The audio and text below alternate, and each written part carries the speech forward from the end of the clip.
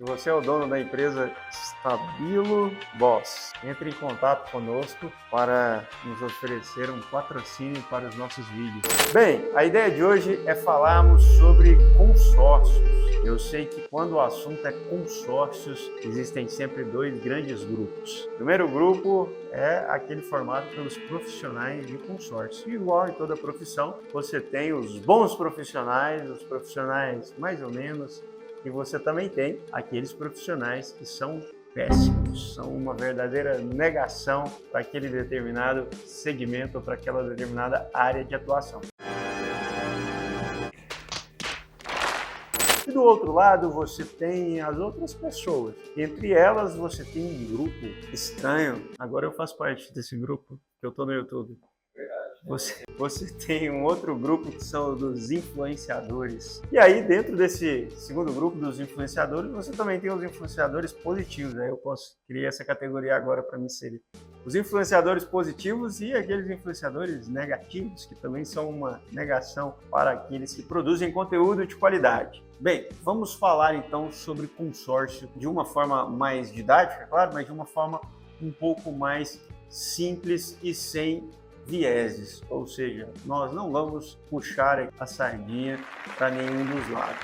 O primeiro ponto que é importante destacar é que eu não vou conversar com vocês sobre consórcio em outros contextos, por exemplo, para empresários. Um empresário vai adquirir uma máquina agrícola, um outro empresário irá utilizar o consórcio como um instrumento de alavancagem financeira, etc, etc, etc. Não. O objetivo desse vídeo aqui é conversar com vocês sobre consórcio em um contexto muito mais próximo da nossa realidade, ou seja, o consórcio principalmente para financiar a aquisição de um imóvel, aquisição de uma moto, aquisição de um carro, etc. Então, esse vai ser o objetivo da nossa conversa aqui hoje. Bem, vamos colocar isso em alguns passos bem simples para que esse assunto seja finalmente compreendido por todos nós.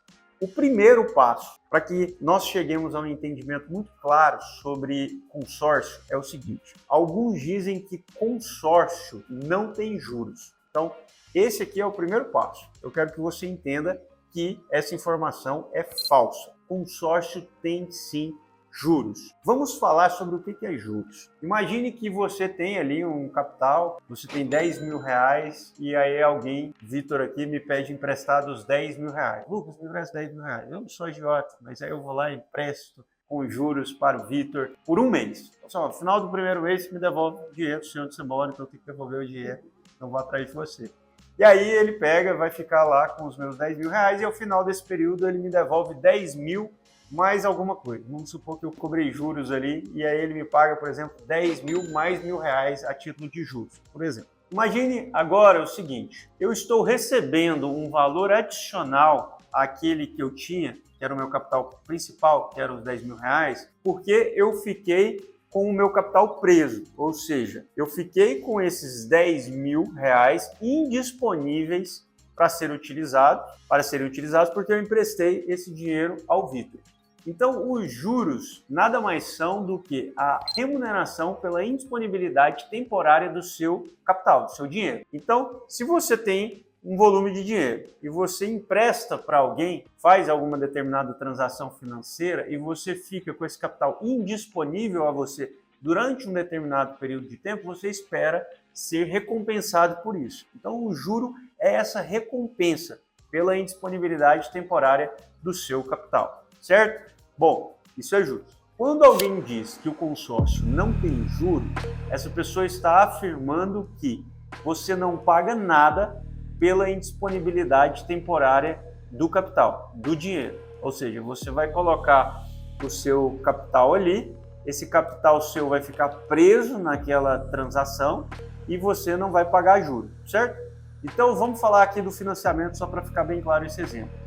Você pegou o dinheiro do banco emprestado, ou seja, o banco olhou para você e falou assim: meu capital vai ficar indisponível com você, porque eu estou te emprestando ele para você comprar sua casa, seu carro, sua moto. Você vai concordar comigo que você precisa remunerar essa indisponibilidade temporária do capital do banco. Então o banco é remunerado através do que nós chamamos aqui de juros. Dentro do consórcio, como você tem a reunião de várias pessoas, a comunhão de várias pessoas, com um determinado objetivo, alguém vai dizer, olha, não tem juros, porque todo mundo coloca o dinheiro ali com o mesmo objetivo.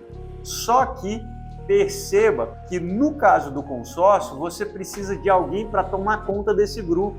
Quem vai organizar esse grupo? Quem vai fazer esse grupo funcionar? Quem é que vai garantir que caso alguém do grupo não pague, o consórcio vai continuar funcionando? Então alguém precisa fazer e realizar toda essa articulação lá do consórcio. E essa pessoa precisa receber por isso. Então esse é o primeiro ponto. Existe uma remuneração, conhecida como taxa de administração, que você precisa pagar para aquele que é o organizador do grupo. Muitas vezes uma instituição financeira como um banco. Outra coisa, se você está na ponta vencedora do consórcio, ou seja, aquela que conseguiu ser premiada mais rápido, você também consegue adquirir aquele bem em uma velocidade maior, enquanto outras pessoas só vão conseguir adquirir aquele bem em uma velocidade muito menor, ou seja, elas vão ficar muito mais presas ao consórcio, de modo que quem fica ali do meio para trás, em tese, paga mais esses juros, porque precisa ficar ali muito mais tempo dentro desse grupinho do consórcio. Existe então sim juro, mas, ainda que você fale, Lucas, mas a lei proíbe que você cobre juros no consórcio. Só que eu já expliquei para vocês o que significa juro. Tecnicamente, conceitualmente, você pode falar para mim que não tem, mas é claro que tem. Você pode chamar de juro implícito, mas não existe almoço de graça, ou seja, alguém precisa ser remunerado por isso, e é isso que você também pode chamar de juro. Ou seja, existe ali na taxa de administração uma forma de juro que é implícito. Ele está ali. O consórcio tem muito cuidado com a promessa também que a gente pode fazer. Por exemplo, em certas casas, consórcios, ou bancos, pessoas mesmo, falam assim, não, se dá esse valor, você compra. Não dá para ter certeza. Não dá para ter certeza. Isso quer dizer, meu voto aí foi isso. Eu voto seguinte, não, se colocar R$2.000. Eu vou te passar 8 mil emprestado e a gente vai colocar R$1.000. Você não foi contemplado. Não, dando para tirar um golpe. O Vitor é bom de cair em golpe. Tem muito golpe de consórcio. De fato, existe, como em outras áreas, muitos golpes financeiros que são aplicados em torno de uma determinada promessa, como por exemplo a promessa de que o consórcio é algo milagroso, que você vai ser contemplado rápido, você não vai pagar juros, e aí você vai conseguir aquele capital para que você compre um carro, uma moto, enfim, realize ou um eletrodoméstico muito rápido, e aí você acaba ficando preso ali naquele consórcio e depois ainda perde dinheiro, e aí você fica traumatizado e quer resgatar logo o seu capital. Talvez você já tenha caído em um desses golpes financeiros ou falsas promessas. Compartilhe aqui com a gente para a gente entender o seu caso, mas de fato isso acontece muito. Então fica aqui essa observação. Cuidado com as promessas em torno do consórcio. Não existe almoço de graça. Bom, vamos lá. O segundo passo é para explicar para vocês como funciona a dinâmica do consórcio. Nós precisamos entender o funcionamento dessa dinâmica para entendermos de fato como que esse mundo funciona. Vamos lá, eu quero usar um exemplo aqui para ficar mais claro. Imagine que eu resolva fazer uma aposta. E aí eu vou fazer uma aposta aqui com o Vitor. É o seguinte, ele quer comprar um carro de R$100 mil, eu também quero comprar um carro de R$100 mil. Ele tem hoje R$50 mil, eu também tenho R$50 mil.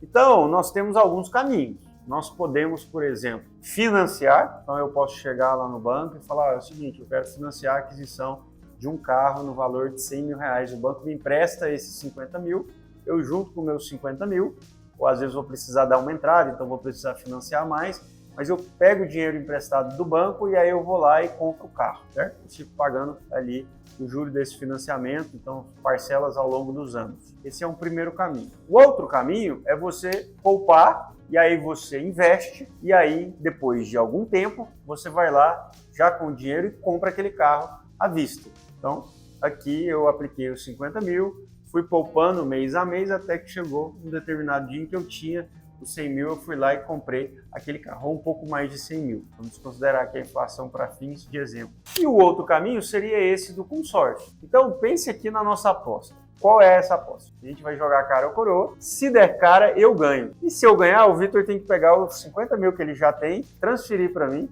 faz um Pix para mim, e eu então vou ter os 100 mil, eu vou lá e compro meu carro à vista.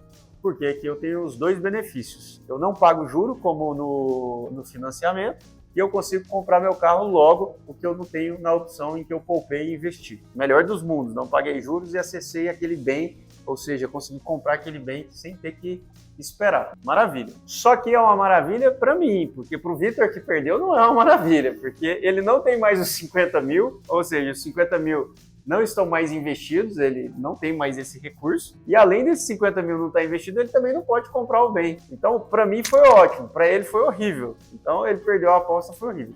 No final do próximo ano, o meu compromisso é devolver 50 mil para ele, aí sim ele vai poder comprar. Só que pare para pensar o seguinte, para ele foi ruim mesmo, porque ele vai ter que esperar mais um ano, sem ter o dinheiro, 50 mil, sem ter podido investir esse dinheiro e sem poder acessar o bem tão rápido como eu. Ele vai ter que esperar um ano. Então foi muito bom para mim e foi muito ruim para ele. Então para pensar o seguinte, nós temos 3 caminhos. O primeiro caminho que eu mencionei para vocês é esse, onde eu tenho uma parte do valor, eu vou lá no banco, financio, compro uma casa, compro um carro, uma moto, e aí o que eu fiz? Eu acessei imediatamente o bem, ou seja, eu consegui consumir imediatamente aquele bem, aproveitar, desfrutar daquele bem imediatamente. No entanto, esse é o ponto positivo, no entanto, eu tenho um ponto negativo, que é o fato de precisar pagar juros. Então, vou pagar juros ali durante 1, 2, 20, 30 anos, a depender do que você financiou. Esse é o caminho do financiamento. O segundo caminho que eu mencionei para vocês é esse caminho